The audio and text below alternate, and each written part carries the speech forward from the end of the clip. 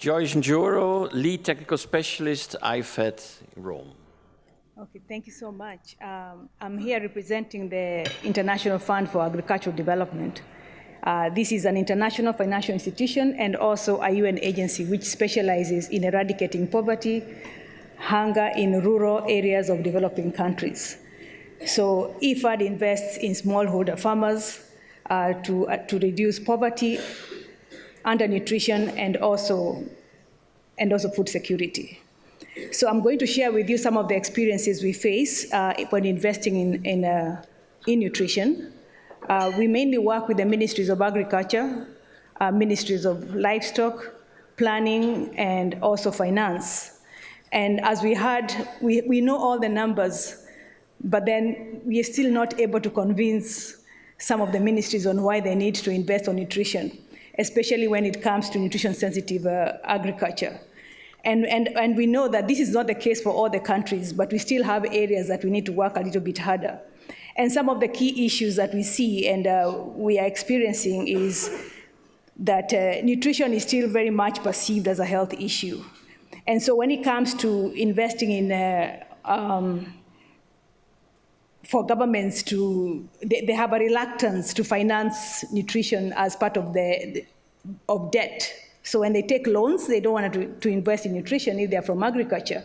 And instead, they prefer to use the funds for infrastructure or for agricultural inputs. They would do this easily with grants, but then not with debt. So I think then there's the understanding here that why do we invest in nutrition? Is it also an investment, just like investing in inputs?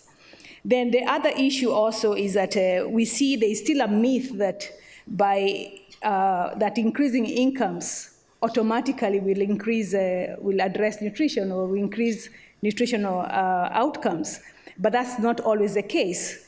And you can see there's a big push to also commercialize agriculture, and the lens now is more on increasing incomes or economic outcomes.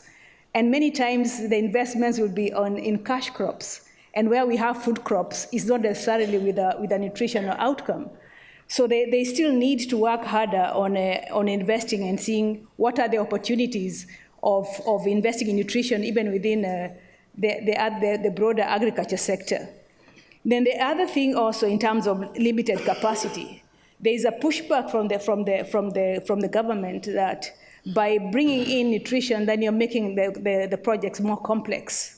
So deviating them from the original objective, which should not be the case. So when you talk about mainstreaming, what does mainstreaming really mean? Is it adding a nutrition component, or is it really drawing through what you're doing within agriculture to also have nutritional outcome?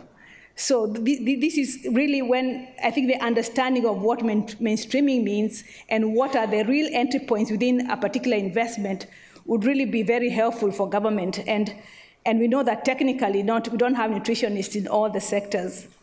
Then one other thing also, like we say, are we really investing enough, but do we really know if we are or we are not? First, when we budget for nutrition with nutrition-sensitive actions, it's very difficult to tell whether it is a nutrition action or not. So, so we cannot automatically say we are investing in nutrition or we are not investing in nutrition. So in terms of how to move forward with this, there are several opportunities. And for IFAD, IFAD has set very clear targets for itself on how to make sure that their outputs also have nutritional outcomes. One is at the outcome level, making sure that there's a particular number of 12 million people with improved nutrition. And then also that 50% of all projects designed are nutrition sensitive. And all the strategies are nutrition sensitive. And this is combined by also making sure that at design, all the projects are having a holistic or situation analysis to make sure that there's an understanding of what are the exact impact pathways and entry points for incorporating or integrating nutrition within the projects. Then in terms of investments, there are several opportunities. One of the opportunities is also when we have loans, then they are accompanied by grants and also supplementary funds, which are more flexible, and they can fund other aspects that the government will be having a pushback on. And then also private-public partnerships And this is to fund SMEs, especially within value chains, to provide inputs and also processing and also the value addition.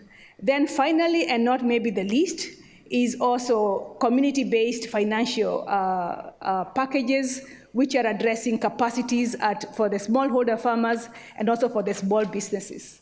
And I stop there. Thank you very much. Almost 4 minutes.